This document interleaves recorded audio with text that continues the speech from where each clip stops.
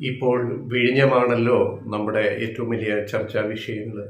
ദേശീയ മാധ്യമങ്ങൾ വരെ ഓരോ ദിവസവും വിഴിഞ്ഞത്തിൻ്റെ ഇന്ത്യയുടെ ഹബ്ബായിട്ട്, ഇന്ത്യയല്ല സൗത്ത് ഏഷ്യ, ദക്ഷിണേന്ത്യയുടെ ഹബ്ബായിട്ട് മാരിടൈം ബിസിനസ്സിൽ, ചരക്ക് കപ്പൽ ഗതാഗത ബിസിനസ്സിൽ വിഴിഞ്ഞം മാറാൻ പോകുന്നു എന്ന രൂപത്തിൽ എക്കണോമിക് ടൈംസ് അതുപോലെ മറ്റ് ദേശീയ മാധ്യമങ്ങൾ ഒക്കെ റിപ്പോർട്ടുകൾ കൊടുത്തുകൊണ്ടിരിക്കുകയാണ്. ഈ ഒരു ഘട്ടത്തിൽ ഇവിടെയും ഇത് വലിയ ചർച്ചയാണല്ലോ. നമ്മൾ കഴിഞ്ഞ ദിവസവും ആ വീഡിയോ അതേപ്പറ്റി ആണ് പറഞ്ഞത്. റിസർവ് ബാങ്ക് ഓഫ് ഇന്ത്യയുടെ 2022 ഒരു റിപ്പോർട്ടിലേക്ക് നമ്മുടെ പ്രേക്ഷകരുടെ ശ്രദ്ധ ക്ഷണിക്കുകയാണ്. 2022 RBI റിപ്പോർട്ട്. അതിൽ പറയുന്ന വാചകം എന്താണെന്ന് വെച്ചാൽ, poor shipping connectivity has hindered India's integration into the global value chain. അതായത് വളരെ മോശപ്പെട്ട നിലയിലുള്ള കണക്ടിവിറ്റി, ഷിപ്പിംഗ് കണക്ടിവിറ്റി, ചരക്ക് കപ്പൽ ഗതാഗതത്തിലെ കണക്ടിവിറ്റിയുടെ നമ്മുടെ ദയനീയാവസ്ഥ കാരണം അത് നമ്മുടെ integration into the global value chain, ഈ ബിസിനസ്സിൽ കാര്യമായിട്ടൊന്നും ചെയ്യാൻ ഇന്ത്യക്ക് പറ്റുന്നില്ല.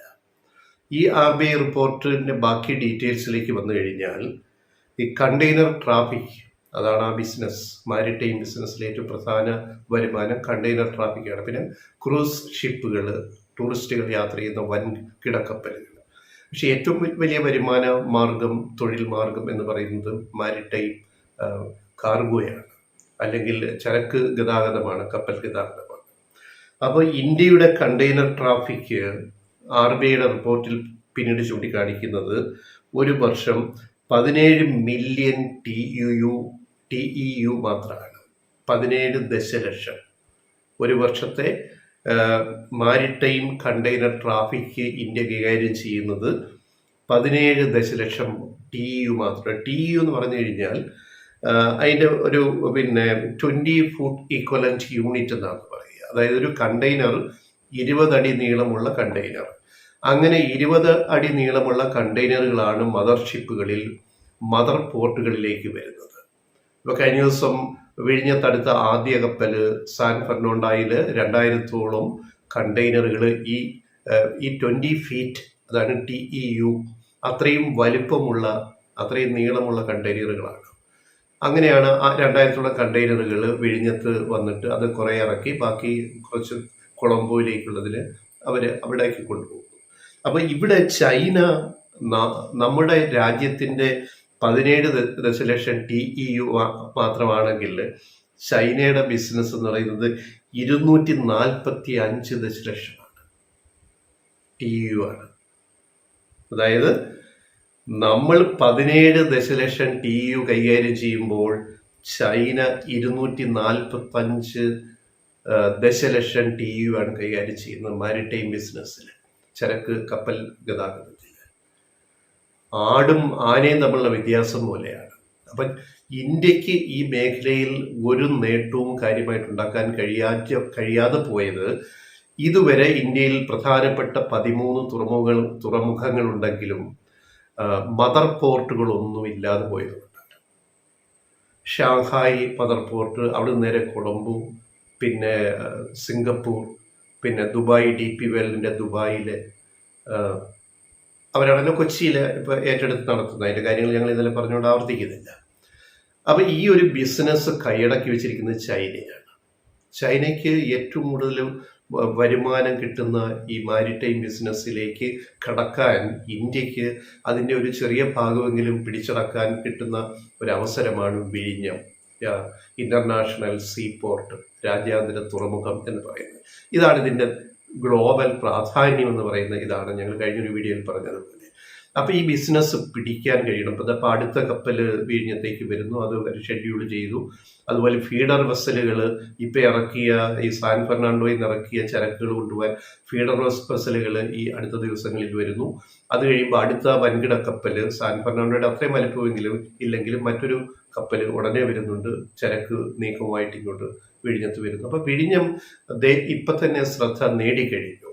പെട്ടെന്ന് തന്നെ ട്രയൽ റൺ സമയത്ത് തന്നെ 2 മാസത്തെ ട്രയൽ കഴിയുമ്പോൾ പൂർണ്ണ സജ്ജമായിട്ട് ആദ്യഘട്ടത്തിലേക്ക് ഇത് മാറും. അപ്പോൾ ഒരു മദർഷിപ്പ് വന്നെടുക്കണമെങ്കിൽ ഒരു മദർ പോർട്ട് വേണം. ഞങ്ങൾ ഇന്നലെയും പറഞ്ഞു വല്ലാർപാടത്തിൻ്റെ പ്രശ്നം എന്താണ്. ഒരു കപ്പലിന് മാത്രമേ ഒരു സമയം അവിടെ അടുക്കാൻ പറ്റുള്ളൂ. 600 മീറ്റർ ബർത്തേ വല്ലാർപാടത്തുള്ളൂ. അസം വിഴിഞ്ഞത്തിൻ്റെ ആദ്യഘട്ടം തന്നെ 800 മീറ്റർ ബർത്താണ്. അപ്പോൾ ഏറ്റവും വലിയ മദർഷിപ്പിന് ഒരു 400 മീറ്റർ നീളം വന്നാൽ 2 മദർഷിപ്പുകൾക്ക് ഒരേ സമയം അടുക്കാനുള്ള ബർത്ത് ഇപ്പം തന്നെ വിഴിഞ്ഞത്ത് സജ്ജമായി കഴിഞ്ഞു. ഇനി അത് 4000 വരെ നീട്ടാൻ പോവുകയാണ് പുലിമുട്ട്. അതേപോലെ ബർത്തിൻ്റെ നീളം ഇതിൻ്റെ ഇരട്ടിയാക്കാൻ പോവുകയാണ് 2, 3, 4 ഘട്ടങ്ങളിൽ. അപ്പോൾ ഒരേ സമയം 3, 4, 5 മദർഷിപ്പുകൾക്ക് വിഴിഞ്ഞത്ത് വന്ന് നങ്കൂരമിടാനും ചരക്കിറക്കാനും കയറ്റാനും കഴിയുന്ന ഒരു ഘട്ടത്തിലേക്ക് വിഴിഞ്ഞം തുറമുഖം മാറിയാൽ അത് ലോകത്ത് തന്നെ ഏറ്റവും പ്രധാനപ്പെട്ട 2, 3 തുറമുഖങ്ങളിൽ ഒന്നായിട്ട് മാറും. ന്യൂയോർക്കോ സിംഗപ്പൂരോ അല്ലെങ്കിൽ ഷാങ്ഹായിയോ പോലെ. അവിടെയാണ് വിഴിഞ്ഞത്തിൻ്റെ സാധ്യതകൾ. പിന്നെ വിഴിഞ്ഞത്തിൻ്റെ ഏറ്റവും വലിയ പ്ലസ് പോയിന്റ് നമ്മൾ മുമ്പ് പറഞ്ഞിട്ടുള്ളതാണ്, എന്നാലും പറയുന്നു. കൊളംബോയ്ക്ക് ഇത്രയും ബിസിനസ് നടക്കുന്നു. സിംഗപ്പൂരിൽ അവിടെ കണ്ടെയ്നറുകൾ ഷിപ്പുകൾ കാത്തു കിടക്കുകയാണ് തിരക്ക് കാരണം. ദിവസങ്ങളോളം പുറംകടലിൽ നങ്കൂരമിട്ടിട്ട് മാത്രമേ സിംഗപ്പൂർ തുറമുഖത്ത് ചരക്കിറക്കാനോ കയറ്റാനോ പറ്റുന്നുള്ളൂ. അതേപോലെയാണ് കൊളംബോയിലെ തിരക്ക്. അപ്പോൾ ട്രാഫിക് അത്രമാത്രം ഉണ്ട് ഇന്റർനാഷണൽ സീ റൂട്ടില്. അതിൽ ഏറ്റവും അടുത്ത് കിടക്കുന്ന തുറമുഖമാണ് വിഴിഞ്ഞം. ഈ കൊളംബോയെക്കാളും സിംഗപ്പൂരിനേക്കാളും ഇന്റർനാഷണൽ സീ റൂട്ടിൽ ഏറ്റവും അടുത്ത് കിടക്കുന്ന ഈ പറയുന്ന ഇത്രയും നോട്ടിക്കൽ മൈൽ മാത്രമേ ഉള്ളൂ. 11 നോട്ടിക്കൽ മൈൽ മാത്രം അകലെയാണ് വിഴിഞ്ഞം സ്ഥിതി ചെയ്യുന്നത്. സോ കൊളംബോയും ഹമ്പൻടോട്ടയും സിംഗപ്പൂരും ഒക്കെ അതിനേക്കാൾ വിദൂരത്തിലാണ്. അപ്പോൾ ഏറ്റവും ചെലവ് കുറച്ച് ചരക്കിറക്കാനും കയറ്റാനും ട്രാൻസ്ഷിപ്മെന്റ് ചെയ്യാനും, അതായത് വലിയ കപ്പലിൽ വരുന്ന മദർഷിപ്പിൽ വരുന്ന ചരക്കുകൾ ഇന്ത്യയിലെ വിവിധ ചെറുകിട തുറമുഖങ്ങളിലേക്ക്, മുംബൈയിലേക്ക് അല്ലെങ്കിൽ ചെറിയ ഡെസ്റ്റിനേഷനിലേക്ക് കൊണ്ടുപോകാനുള്ള ഇതെല്ലാം ചെയ്യാൻ പറ്റുന്ന ഏറ്റവും അനുയോജ്യമായ തുറമുഖമാണ് വിഴിഞ്ഞം. വിഴിഞ്ഞത്തിന്റെ ആഴം 24 മീറ്റർ വരെയാണ്. കൊളംബോയ്ക്ക് 17 മീറ്ററേ ഉള്ളൂ. കൊച്ചിയിലെ ചളിവാരി മണ്ണ് മാന്തി അത് ഈ 12.5, 16 ആക്കാനാണ് ഇപ്പം DP വേൾഡ് നോക്കുന്നത് വിഴിഞ്ഞം വന്നപ്പോൾ. എന്നാലും വലിയ മദർഷിപ്പുകൾക്ക് വല്ലാർപാടത്ത് വരാൻ സാധിക്കത്തില്ല. അപ്പോൾ വലിയ മദർഷിപ്പുകൾ വരിക ഈ പറയുന്ന 400 മീറ്ററൊക്കെ നീളമുള്ള മദർഷിപ്പുകൾ അടുക്കാൻ കഴിയുന്ന ലോകത്തെ തന്നെ 1, 2 തുറമുഖങ്ങളിൽ ഒന്ന് വിഴിഞ്ഞമായിട്ട് മാറിക്കഴിയുന്നു. ഇതാണ് അതിൻ്റെ പ്രത്യേകത.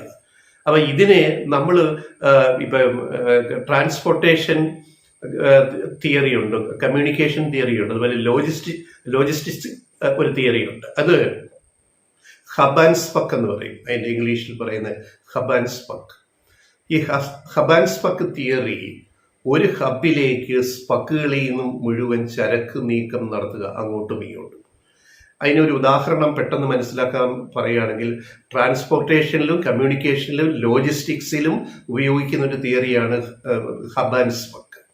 ഇപ്പോൾ ഒരു സൈക്കിളിന്റെ വീല് പോലെയാണ് നമുക്കതിനെ സങ്കല്പിക്കുക, അല്ലെങ്കിൽ ഒരു കാളവണ്ടിയുടെ വീല് പോലെ. അതിനൊരു കേന്ദ്രമുണ്ട്, നടുക്കൊരു കേന്ദ്രമുണ്ട്, അതതിൻ്റെ ഹബ്ബാണ്. കാളവണ്ടിക്ക് ആരക്കാല് പോലെ അങ്ങോട്ടും ഇങ്ങോട്ടും 4 സൈഡിലേക്കും ചുറ്റും മറ്റ് ആരക്കാലുകളുണ്ട്. അതുപോലെ ഒരു സൈക്കിൾ ടയർ എടുത്താൽ സൈക്കിൾ ടയറിന്റെ കേന്ദ്രമുണ്ട്, അതതിൻ്റെ ഹബ്ബാണ്. അവിടുന്ന് കമ്പികൾ അങ്ങോട്ടും ഇങ്ങോട്ടും പല ദിശകളിലേക്ക് കമ്പികൾ ഇട്ട് പുറത്ത് ടയർ നമ്മൾ ഫിക്സ് ചെയ്യും.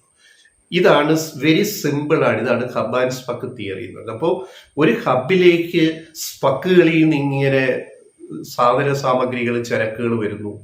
അതേപോലെ ഈ ഹബിൽ നിന്ന് ആ സ്പക്കുകളിലേക്ക് സാധന സാമഗ്രികൾ ഇങ്ങനെ നിരന്തരം പൊയ്ക്കൊണ്ടിരിക്കുന്നു. അതിന് ലോജിസ്റ്റിക്സ് വേണം. എന്താ ലോജിസ്റ്റിക്സ് വേണ്ടത്?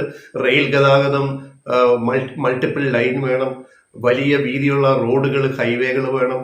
അതുപോലെ ഉൾനാടൻ ഗതാഗതം ഉൾപ്പെടെ പരിഷ്കരിച്ചിട്ട് ജലമാർഗത്തിൽ ചരക്കുകൾ അങ്ങോട്ട് കൊണ്ടുപോകാനും ഇങ്ങോട്ട് കൊണ്ടുവരാനും സാധിക്കണം. തിരുവനന്തപുരത്തും വിഴിഞ്ഞത്തും നിന്ന് കൊച്ചിയിലേക്കും കോഴിക്കോട്ടേക്കും കേരളത്തിന്റെ അതിർത്തി വിട്ടിട്ട് മംഗലാപുരത്തേക്കും മറ്റ് തമിഴ്നാട്ടിലേക്കും നാഗർകോവിലേക്കും മധുരയിലേക്കും ഒക്കെ ഇങ്ങനെ പോകാൻ പറ്റുന്ന ഒരു വലിയ ഹബ്ബായിട്ടാണ് വിഴിഞ്ഞം മാറുന്നത്. അതാണ് ഹബ് ആൻഡ് സ്പക്ക് തിയറി എന്ന് പറയുന്നത്. അപ്പം സ്പക്കുകളും വളരും. ഒരു വലിയ ഹബ് ഉണ്ടെങ്കിൽ സ്പക്കുകളും വളരും. അപ്പൊ വിഴിഞ്ഞം വളർന്നാൽ കൊച്ചി വളരും, കോഴിക്കോട് വളരും, കോട്ടയം വളരും, പത്തനംതിട്ട വളരും, ബേപ്പൂര് വളരും. അന്യ സംസ്ഥാനങ്ങൾ വളരും, തമിഴ്നാട്ടിലെ പല പട്ടണങ്ങളും വളരും, നഗരങ്ങൾ വളരും. അപ്പൊ ഈ ഒരു ഹബ് ആൻഡ് സ്പക്ക് മോഡലിന്റെ ഏറ്റവും വലിയൊരു നേട്ടമായിട്ടാണ് നമ്മൾ വിഴിഞ്ഞത്തെ കാണേണ്ടത്. വിഴിഞ്ഞം ഇതിപ്പോ ഒരു തുടക്കം മാത്രം, ട്രയൽ റൺ. ഇനി ഇത് പൂർണ്ണ സജ്ജമാകാൻ ഇപ്പൊ ട്രാൻസ്ഷിപ്മെന്റ് മാത്രമാണ് നടക്കുന്നത്. വലിയ കപ്പലിൽ വരുന്നത് ഇറക്കുന്നു, അത് ചെറിയ കപ്പലിൽ കൊണ്ടുപോകുന്നു. ഇതല്ലാതെ റോഡ് മാർഗമോ റെയിൽ മാർഗമോ ചരക്ക് നീക്കം ആയിട്ടില്ല. അതിന് റോഡ്, റെയിലും ഭൂഗർഭ റെയിലും റോഡും ഉടനെയൊക്കെ റെഡിയാവണം. അതിന്റെ പണികൾ നടക്കുന്നു, നടപടികൾ പുരോഗമിക്കുന്നു. അതുപോലെ ഗതാഗതം മെച്ചപ്പെടുത്തേണ്ടതുണ്ട്. ഇതെല്ലാം വന്നു കഴിയുമ്പം കേരളത്തെ മാത്രമല്ല, ഈ ഹോൾ ഓഫ് സൗത്ത് ഇന്ത്യ, ഈ സൗത്ത് ഇന്ത്യ മാത്രമല്ല, ഈ രാജ്യത്തെ മുഴുവൻ തന്നെ വളർത്തുന്ന ഒരു വലിയ ചാലകശക്തിയായിട്ട്, ഒരു ഗ്രോത്ത് എഞ്ചിനായിട്ട് വിഴിഞ്ഞത്തിന് മാറാൻ സാധിക്കും എന്നുള്ളതാണ് നമ്മൾ കാണേണ്ടത്. അതിനകത്ത് കുത്തിത്തിരിപ്പുണ്ടാക്കിയിട്ട് കാര്യമില്ല. അത് ആര് തുടങ്ങി, ആര് പാര വെച്ചു, അതൊക്കെ കഴിഞ്ഞ കഥകൾ ഞങ്ങൾ കഴിഞ്ഞ ദിവസം പറഞ്ഞു. ഇനി നമുക്ക് വേണ്ടത് മുന്നോട്ട് പോവുക എന്നുള്ളതാണ്. വിഴിഞ്ഞം നമ്മുടെ ഗ്രോത്ത് എഞ്ചിനാണ്, കേരളത്തിൻ്റെ, രാജ്യത്തിൻ്റെ. ആ രീതിയിൽ നമ്മൾ ഇതിനെ കണ്ടാൽ മാത്രമേ നമുക്ക് പുരോഗതി ഉണ്ടാവൂ.